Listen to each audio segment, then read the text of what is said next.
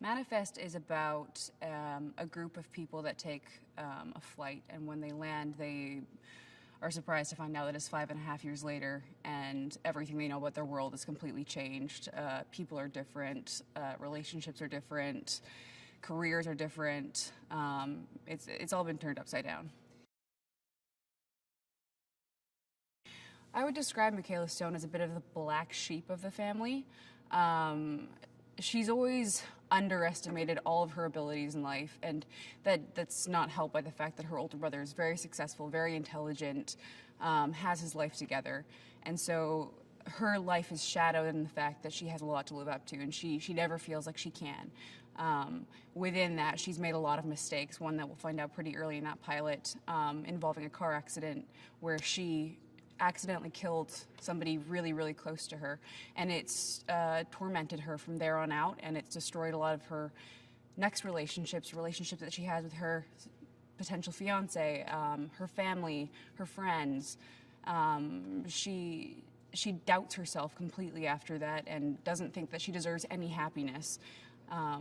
So we see her starting to work through a lot of feelings, and with this incident where they land 5.5 years later, it challenges her to start again.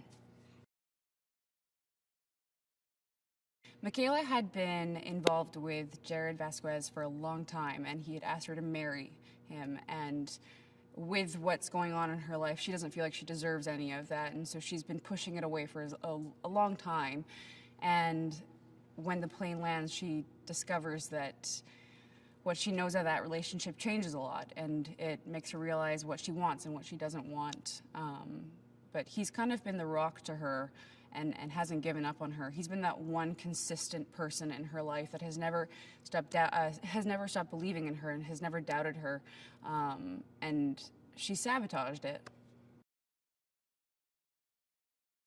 So with all the changes that happen when the plane lands, Michaela starts to not only have all these emotional things to deal with, she starts to actually hear physical voices in her head that at first she thinks she's just going insane, and then she starts to realize that they're kind of guiding her towards doing things, and she's not sure what those things are, and we're not sure as an audience what those things are. But the voice that she hears is her own, and she doesn't know where it comes from, whether it's God or her mom or what. So as the series progresses, I'm sure we'll find out what the point of those are. I think this show is good for a lot of people because, especially with the TV being so huge nowadays, everyone wants to tune into what they're looking for, and I think this show has a bunch of different pockets for each audience. So it has the mystery, it has the potential sci-fi, it has the spirituality, but underneath that it has just like the complex characters going through stuff day after day, and the challenges that they are faced with, and you see them struggle, you see them get their hearts broken, you see them succeed. I think what is universal to everyone is that ending note of hope, which we don't see a lot anymore. So I think that's what people like, yeah.